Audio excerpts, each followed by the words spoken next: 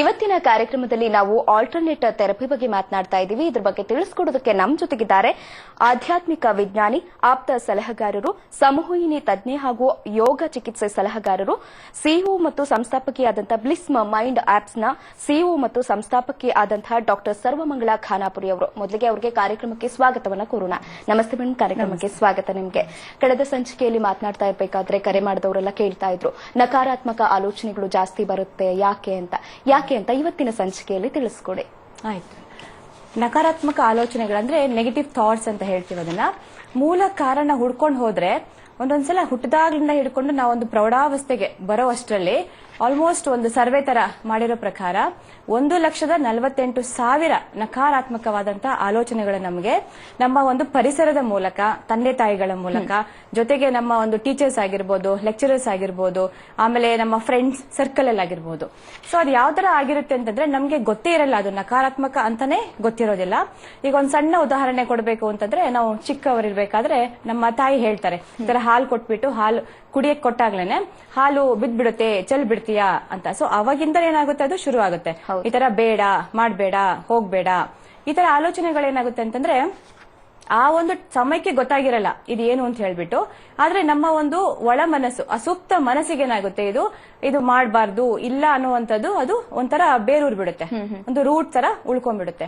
So ನಾವು ದೊಡ್ಡವರಾಗ್ತಿದಂಗೆ ಆ ಪರಿಸರಕ್ಕೆ ತಕ್ಕನಂಗೆನೆ ಇದಕ್ ನೀನು ಲಾಯಕ್ಕಿಲ್ಲ, ಈ ಕೆಲಸ ಮಾಡಕ್ ನೀನು ಸರಿ ಇಲ್ಲ, ಅಥವಾ ನಿನ್ನಲ್ಲಿ ಆ ಒಂದು ಶಕ್ತಿ ಇಲ್ಲ, ಆ ಚೈತನ್ಯ ಇಲ್ಲ ಅಂತ ಹೀಗೆ ಒಂದೊಂದೇ ಏನ್ ಮಾಡ್ತಾರೆ ಅಂತಂದ್ರೆ ಈ ತರ ಹೇಳ್ತಾ ಬಂದಾಗ ಅದು ಒಂಥರ ಪದರಿನ ತರ, ಲೇಯರ್ ತರ ಆಗಿ ಆಗಿ ಆಗಿ ಆಗಿ ಕೊನೆಗೆ ಏನಾಗುತ್ತೆ ಅಂದ್ರೆ ನನ್ನ ಒಂಥರ ಪ್ರಯೋಜನನೇ ಇಲ್ಲ ನನ್ನ ಜೀವನದಲ್ಲಿ ಅಂತ ಹೇಳ್ಬಿಟ್ಟು ತುಂಬಾ ಒಂದು ಸಣ್ಣ ಒಂದು ಮಕ್ಕಳಿಂದ ಹಿಡ್ಕೊಂಡು ದೊಡ್ಡವರಾಗುವಷ್ಟರಲ್ಲಿ ಈ ತರ ಒಂದು ಆಲೋಚನೆಗಳು ಕಾಡಕ್ಕೆ ಶುರು ಆಗ್ತವೆ. ಒಂದೊಂದ್ಸಲ ಏನಾಗುತ್ತೆ ಅಂದ್ರೆ ಕೆಲವೊಂದು ಸಂದರ್ಭಗಳಿರ್ತವೆ ಮನೆಯಲ್ಲಿ, ಆ ಸಿಚುವೇಶನ್ ಇಂದ ಈ ಒಂದು ನಕಾರಾತ್ಮಕ ಆಲೋಚನೆಗಳು ಬರೋದಕ್ಕೆ ಶುರುವಾಗಿರ್ತವೆ. ಸೊ ಹಾಗಾಗಿ ಪದೇ ಪದೇ ಅದ್ರ ಬಗ್ಗೆನೇ ಮರ್ಕಳಿಸೋದು, ಅದ್ರ ಬಗ್ಗೆನೇ ಯೋಚನೆ ಮಾಡೋದು. ಹಾಗಾಗಿ ಏನಾಗುತ್ತೆ, ಅದು ಜಾಸ್ತಿ ಆಗುತ್ತೆ ಹೊರತಾಗಿ ನಾವು ಎಲ್ಲಿ ಶಕ್ತಿ ಹರಿಸ್ತಾ ಹೋಗ್ತೀವಿ, ಆಲೋಚನೆಗಳು ಯಾವ್ದ್ರ ಮೇಲೆ ಶಕ್ತಿ ಹರಿಸ್ತಾ ಹೋಗ್ತೀವಿ, ಅದೇ ತರ ಅದು ಸೃಷ್ಟಿ ಆಗ್ತಾ ಹೋಗ್ಬಿಡುತ್ತೆ. ಹಾಗಾಗಿ ನಾವು ಏನ್ ಅನ್ಕೊಳ್ತಾ ಹೋಗ್ತೀವ, ಈ ತರ ನನ್ ಕೈಲಿ ಆಗಲ್ಲ, ನಾನ್ ಮಾಡಕ್ಕಾಗಲ್ಲ, ಅಥವಾ ನನಗೆ ಆ ಸಾಮರ್ಥ್ಯ ಇದೆಯಾ, ಶಕ್ತಿ ಇದೆಯಾ ಅಂತ ಇದೇ ಆಲೋಚನೆ ಮಾಡ್ತಾ ಮಾಡ್ತಾ ಮಾಡ್ತಾ ಏನಾಗುತ್ತೆ, ನಮ್ಗೆ ಆ ಒಂದು ಒಳ್ಳೆ ಕಾರ್ಯ ಮಾಡೋದಕ್ಕೂ ಕೂಡ ಆಗಲ್ಲ. ಯಾಕಂದ್ರೆ ಆಕರ್ಷಣಾ ನಿಯಮದ ಪ್ರಕಾರ ನಾವು ಮನಸ್ಸಲ್ಲಿ ಏನ್ ಅನ್ಕೊಳ್ತಾ ಹೋಗ್ತೀವಿ ಅದೇ ನಮ್ಮ ಜೀವನದಲ್ಲಿ ಘಟನೆಯಾಗಿ ನಡೀತಾ ಹೋಗುತ್ತೆ. ಹಾಗಾಗಿ ಇದರ ಮೂಲ ಹುಡ್ಕೊಂಡು ಹೋಗಾಗ ಒಂದೊಂದ್ಸಲ ಏನಾಗುತ್ತೆ, ತಾಯಿಯ ಗರ್ಭದಲ್ಲಿ ಇರ್ಬೇಕಾದ್ರೂ ಕೂಡ ಈ ಒಂದು ಆಲೋಚನೆಗಳು ಮಗುವಿಗೆ ಸೃಷ್ಟಿ ಆಗಿರ್ತವೆ. ಇವಾಗ ಪರಿಸರದಲ್ಲಿ ತಾಯಿಗೆ ಇಷ್ಟ ಇರಲ್ಲ, ಒಂದು ಸಂದರ್ಭಗಳಲ್ಲಿ ಕಷ್ಟ ಇರುತ್ತೆ ಜೀವನದಲ್ಲಿ, ಒಂಥರ ತುಂಬು ಕುಟುಂಬ ಇರುತ್ತೆ. ಹಾಗಾಗಿ ಬಂದು ಸಾಯಂಕಾಲ ಅಥವಾ ರಾತ್ರಿ ಮಲಗಬೇಕಾದ್ರೆ ಅಯ್ಯೋ ನನ್ಗೆ ಈ ತರ ನಾನು ಗರ್ಭಿಣಿ ಆಗ್ಬಿಟ್ಟೆ, ಈ ಸಮಯದಲ್ಲಿ ಆಗ್ಬಾರ್ದಾಗಿತ್ತು, ನಂಗೆ ಎಷ್ಟೊಂದ್ ಕಷ್ಟ ಇದೆ, ಎಷ್ಟೊಂದ್ ನೋವಿದೆ ಅಂತ ಪದೇ ಪದೇ ಏನ್ ಮಾಡ್ತೀವಿ ಅಂದ್ರೆ ಒಂಥರ ನಮ್ಮಷ್ಟಕ್ಕೆ ನಾವೇ ಈ ಸೆಲ್ಫ್ ಪಿಟಿ ಅಂತ ಹೇಳ್ಬಿಟ್ಟು ಒಂಥರ ಮಗುಗೆ ಅದು ಶಾಪ ತರ ಆಗ್ತಾ ಹೋಗುತ್ತೆ. ಅಂದ್ರೆ ನಾನ್ ಬೇಡವಾದ್ನ ನಮ್ಮ ತಾಯಿಗೆ ಅನ್ನೋ ಒಂದು ಮಟ್ಟಕ್ಕೆ ಅದು ಹೋಗ್ಬಿಡುತ್ತೆ.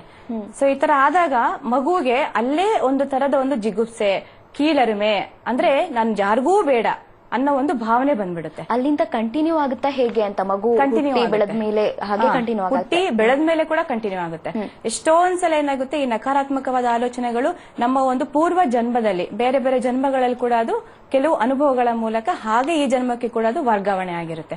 ಇಂಥ ಒಂದು ಕೇಸಸ್ ಅಲ್ಲಿ ಕೂಡ ಈ ತರ ನಾವು ಪುನರ್ಜನ್ಮ ಚಿಕಿತ್ಸೆ ಕೊಟ್ಟಾಗ ಅದನ್ನ ಮಾಡಿದಾಗ ಅತ್ಯಂತ ಪರಿಣಾಮಕಾರಿಯಾಗಿ ಅದು ಕೆಲಸ ಮಾಡುತ್ತೆ. ಏನ್ ಪರಿಹಾರ ಇದೊಂದು ಪುನರ್ಜನ್ಮ ಚಿಕಿತ್ಸೆ ಕೊಡುವಂತದ, ಹೇಗೆ ಕೊಡ್ತೀರಾ ಅದನ್ನ ಅಂತ? ಹೌದು, ಇವಾಗ ಇದಕ್ಕೆ ಬೇರೆ ಬೇರೆ ತರ ಒಂದು ಪರಿಹಾರ ಇದೆ. ಅಂದ್ರೆ ಮೂಲ ಇವಾಗ ಮೊದಲೇದಾಗಿ ಆತ್ಮ ಸಮಾಲೋಚನೆ ನಾವು ಮಾಡ್ಬೇಕಾದ್ರೆ ಅವಾಗ ಗೊತ್ತಾಗುತ್ತೆ ಅದ್ರದ್ದೊಂದು ಮೂಲ ಕಾರಣ ಏನು ಅಂತ. ಯಾವ್ದಾದ್ರು ಸಂದರ್ಭದಿಂದ ಆಯ್ತಾ, ಅಥವಾ ಹುಟ್ಟಿದಾಗ್ಲಿಂದ ಈ ಒಂದು ಪ್ಯಾಟರ್ನ್ ಅಂತ ಹೇಳ್ತೀವಿ, ಥಾಟ್ ಪ್ರೋಸೆಸ್, ಅದು ಡೆವಲಪ್ ಆಯ್ತಾ, ಅಥವಾ ದೊಡ್ಡವರಾದ್ಮೇಲೆ ಯಾವ್ದೋ ಒಂದು ಘಟನೆಯಿಂದ ಆಯ್ತಾ, ಅವರಿಗೆ ಮನೆಯವರಿಂದ ಆಯ್ತಾ, ಫ್ರೆಂಡ್ಸ್ ಇಂದ ಆಯ್ತಾ, ಈ ತರ ಆಪ್ತ ಸಮಾಲೋಚನೆ ಮಾಡೋದು ತುಂಬಾ ಒಂದು ಮುಖ್ಯ ಈ ಒಂದು ಇದರಲ್ಲಿ.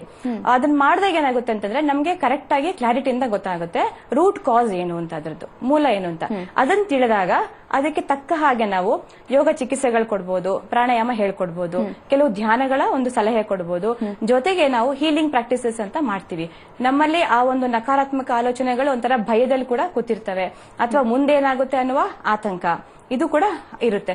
ಸೊ ಹಾಗಾಗಿ ಹೀಲಿಂಗ್ ಪ್ರಾಕ್ಟೀಸಸ್ ಇಂದ ಕೂಡ ಅದು ನಾವು ಆ ಒಂದು ಪ್ರೋಸೆಸ್ ಮಾಡೋದ್ರಿಂದ ಅವರಿಗೆ ಆ ಭಾವನೆಗಳು ಕಡಿಮೆಯಾಗಿ ಸಕಾರಾತ್ಮಕತೆ ಕಡೆ ಹೋಗ್ತಾರೆ.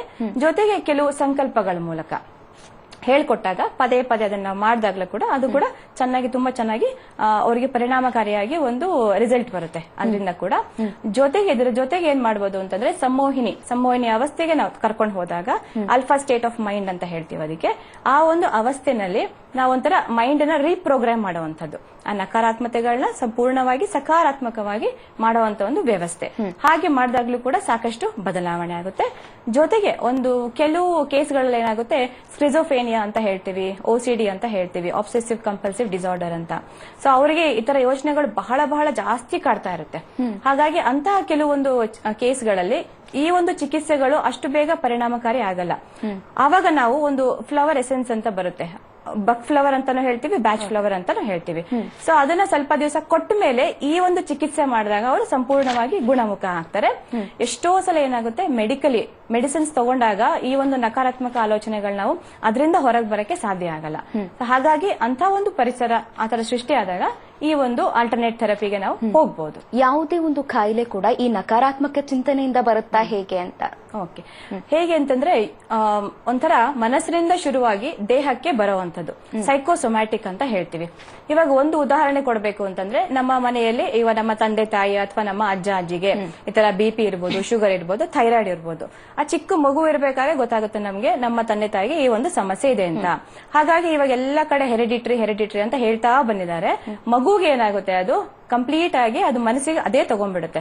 ದೊಡ್ಡವರು ಆಗ್ತಾ ಆಗ್ತಾ ಕೂಡ ಅದೇ ಒಂದು ಪರಿಸರದಲ್ಲಿ ನನಗೂ ಕೂಡ ಆಗುತ್ತೆ ಅಂತ ತಗೊಂಡಾಗ ಅದು ಆಟೋಮೆಟಿಕ್ ಆಗಿ ಅವರಿಗೆ ಆಗೇ ಆಗುತ್ತೆ, ಆ ಒಂದು ಆಲೋಚನೆಗಳ ಮೂಲಕ. ಸೊ ಹೀಗಾಗಿ ಇದ್ರ ಸಾಕಷ್ಟು ಉದಾಹರಣೆ. ಇವನ್ ಕ್ಯಾನ್ಸರ್ ಪೇಷಂಟ್ಸ್ ಕೂಡ ತಯಾರಾಗೋದು, ಹೆಚ್ಚು ಜನಕ್ಕೆ ಕ್ಯಾನ್ಸರ್ ಇದೆ ಅಂತಂದಾಗ ನಾವು ಯಾವುದೋ ಒಂದು ಸಂದರ್ಭದಲ್ಲಿ ಒಂದು ಗಡ್ಡೆ ಆಯ್ತು, ಯಾವುದೋ ಒಂದು ಸಣ್ಣ ಗಡ್ಡೆ ಏನೋ ಆಗಿರುತ್ತೆ, ಆದ್ರೆ ಅದು ಕ್ಯಾನ್ಸರ್ ಅಂತಾನೆ ಅನ್ಕೊಂಡ್ಬಿಡೋದು.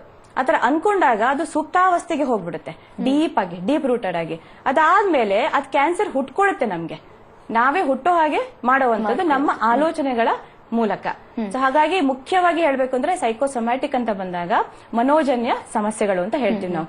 ಹಾಗಾಗಿ ನಮ್ಗೆ ಬರುವಂತಹ ಕಾಯಿಲೆಗಳು ಹೆಚ್ಚು ರೀತಿ ನಾವು ನೋಡಿದಾಗ, ಪ್ಯಾಟರ್ನ್ ನೋಡಿದಾಗ ಒಂದು 5% ಅಷ್ಟೇ ನಮ್ಗೆ ಬರುವಂತದ್ದು ಈ ಒಂದು ಬ್ಯಾಕ್ಟೀರಿಯಾ ಅಥವಾ ಸೂಕ್ಷ್ಮಾಣುಗಳಿಂದ ಬರುವಂತದ್ದು, ವೈರಸ್, ಫಂಗಸ್ ಈ ತರ, ಅಥವಾ ಬಿದ್ರೆ ಪೆಟ್ಟಾದ್ರೆ ಈ ತರ ಒಂದು ಸಮಸ್ಯೆ ಬರ್ಬೋದು. ಆದ್ರೆ ಹೆಚ್ಚು 95% ಬರುವಂತಹ ಸಮಸ್ಯೆಗಳು ನಮ್ಗೆ ಬರುವಂತದ್ದು, ಕಾಡುವಂತದ್ದು ನಮ್ಮ ಆಲೋಚನೆಗಳ ಮೂಲಕ. ನಾವು ಒಂದು ನಂಬಿಕೆ ಸೃಷ್ಟಿ ಮಾಡ್ಕೊಂಡ್ಬಿಟ್ಟಿರ್ತೀವಿ, ನಮ್ಗೆ ಈ ತರ ಆಗೋಗಿದೆ ಅಂತ ನಾವು ಅನ್ಕೊಳ್ಳೋದು. ಹಾಗಾಗಿ ಈ ಒಂದು ನಕಾರಾತ್ಮಕ ಆಲೋಚನೆಗಳು ನಮ್ಗೆ ನಮ್ಮ ಜೀವನ ಒಂದು ಯಾವುದೇ ಪ್ರದೇಶದಲ್ಲಿ ಕೂಡ ನಮ್ಗೆ ಯಶಸ್ಸು ಕಾಣೋದಕ್ಕೆ ಬಿಡೋದಿಲ್ಲ. ಪ್ರತಿ ಸಲ ನಾವು ಮುಂದಕ್ಕೆ ಹೋಗ್ಬೇಕಾದ್ರೂ ಕೂಡ ಹಿಂಜರಿತಾ ಇರ್ತೀವಿ, ನನ್ನಿಂದ ಆಗಲ್ಲ ಅಂತ ಅದು ಮನಸ್ಸಿಗೆ ಕಾಡ್ತಾ ಹೋಗುತ್ತೆ. ಹಾಗಾಗಿ ನಾವು ಹೆಚ್ಚು ಯಾವುದೇ ಒಂದು ರಂಗದಲ್ಲಿ, ಕ್ಷೇತ್ರದಲ್ಲಿ ಒಂದೊಂಥರ ಉನ್ನತವಾಗಿ ಸಾಕಷ್ಟು ಬೆಳೆಯೋದಕ್ಕೆ ಕೂಡ ಇದು ಕಷ್ಟ ಆಗೋಗುತ್ತೆ. ಹಿಂಜರಿಕೆ ಬಂದ್ಬಿಡುತ್ತೆ, ಭಯ ಇರುತ್ತೆ, ಪ್ರತಿ ಸಲನೂ ಭಯ ಕಾಡ್ತಾ ಹೋಗುತ್ತೆ. ನನ್ ಕೈಲಾಗುತ್ತೋ ಅಥವಾ ಆಗಲ್ಲ, ಆ ಪರಿಸರದಿಂದ ನಾನು ಹೇಗೆ ಇದು ಹೊರಗೆ ಬರಬೇಕು ಅಂತ, ಹೇಗೆ ಹೊರಗೆ ಬರಬೇಕು ಅನ್ನೋದೇ ಅವರಿಗೆ ಮತ್ತೆ ಇನ್ನೊಂದು ನಕಾರಾತ್ಮಕ ಆಲೋಚನೆ ಆಗೋಗ್ಬಿಡುತ್ತೆ.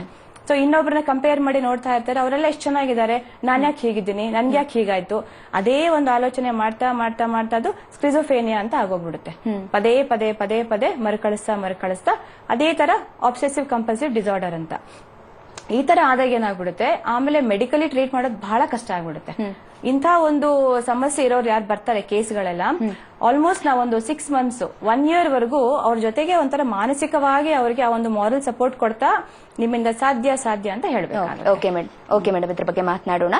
ಇನ್ನು ವೀಕ್ಷಕರೇ, ಈ ಮೂಲಕ ಚಿಕಿತ್ಸೆಯನ್ನ ಪಡ್ಕೊಂಡಂತ ಒಬ್ಬ ವ್ಯಕ್ತಿ ತಮ್ಮ ಅಭಿಪ್ರಾಯವನ್ನ ವ್ಯಕ್ತಪಡಿಸಿದ್ದಾರೆ, ಬನ್ನಿ ನೋಡ್ಕೊಂಡು ಬರೋಣ. Before meeting Dr. Sarvamangala, my life was, I felt nothing was working in my life. My younger son's health was not good. My elder son's studies were not working. And even I was not at peace at all. He would never involve himself in the family. He would never contribute to the family. He'd always be, I knew there was some disconnect over there as far as my husband was concerned. And there have been people in places I have gone to. And I have even spent a lot of money thinking that I'll get some relief as far as my family is concerned, as far as my problems are concerned. But somehow, I was so happy when I came and met Dr. Sarvamangala. She explained everything so scientifically. The root cause, she detected the root cause of our problems, my problem. And then she told us, in fact, we discovered after we came to her that all of us were under the influence of black magic. And now, she still follows up. She still finds out how we are. And I feel with every day our life is improving. Both my sons are much better. My elder son is doing well, and my elder son had anxiety problem. He wouldn't meet people. He was always in a shell. And now, he doesn't have that fear. I'm so grateful to her. Now, our house is more peaceful. My children are doing well. My husband has come back to me, most importantly. And I'm really grateful to Dr. Sarvamangala.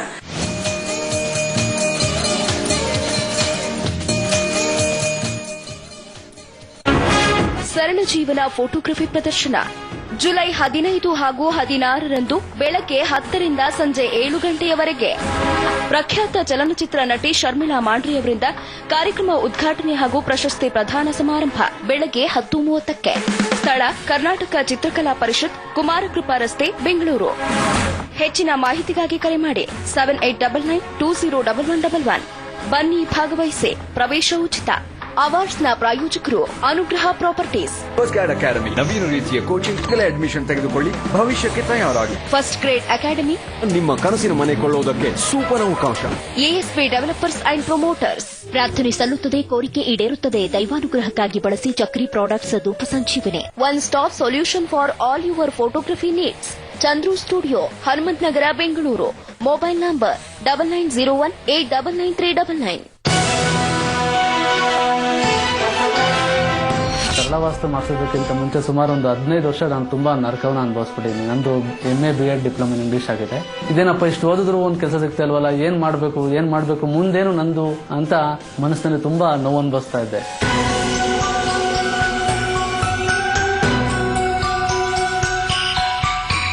ಸರಳ ವಾಸ್ತು ಅಳವಡಿಸ್ಕೊಂಡಿದ ನಂತರ ಒಂದು 2 ಲಕ್ಷದ ಒಂದು ದುಡ್ಡು ಜೋಡಿಸ್ಕೊಂಡು ಒಂದು ಮಳಿಗೆ ಕಟ್ಸುತ್ತಾರೆ.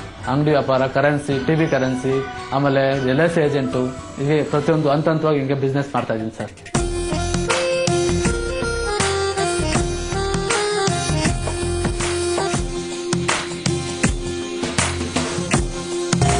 ವೀಕ್ಷಿಸಿ ಸರಳ ಬದುಕು.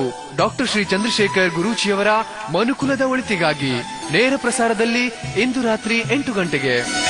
ಈ ಕಾರ್ಯಕ್ರಮದ ಪ್ರಾಯೋಜಕರು ಪ್ರಪಂಚದ ಸರ್ವೋತ್ತಮವಾದ ಜಲ ಚೈತನ್ಯ ವಾಹಕ ಹೈಡ್ರೋ ಎನರ್ಜೈಸರ್.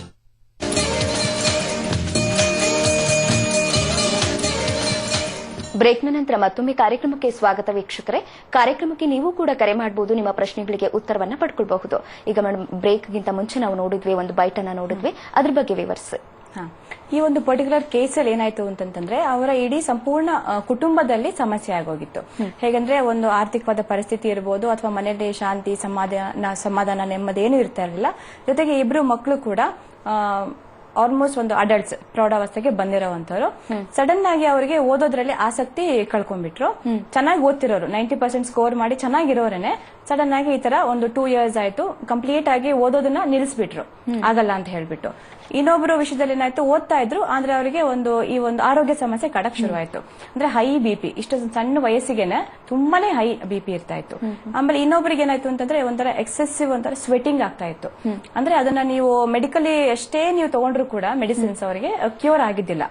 ಅದರ ಮೂಲ ನಾವು ಹುಡುಕ್ತಾ ಹೋದಾಗ ಏನಾಯ್ತು ಅಂತಂದ್ರೆ ಈ ತರ ಒಂದು ಕೌನ್ಸಿಲಿಂಗ್ ಮಾಡಿದಾಗ ಅವರು ಕರೆಕ್ಟ್ ಆಗಿ ಹೇಳ್ತಾ ಹೋಗ್ತಾರೆ, ಅಂದ್ರೆ ಯಾವ ಏಜ್ ಅಲ್ಲಿ ಅವರಿಗೆ ಯಾವ ಒಂದು ಸಮಸ್ಯೆ ಆಗಿರ್ಬೋದು ಅಂತ. ಹಾಗಾಗಿ ಅದೇ ತರ ನಾವು ಸಂಮೋಹಿನಿ ಅವಸ್ಥೆಗೆ ಕರ್ಕೊಂಡು ಹೋದಾಗ ಆ ಒಂದು ಮತ್ತೆ recreation of that same situation ಅಂತ ಹೇಳ್ತೀವಿ.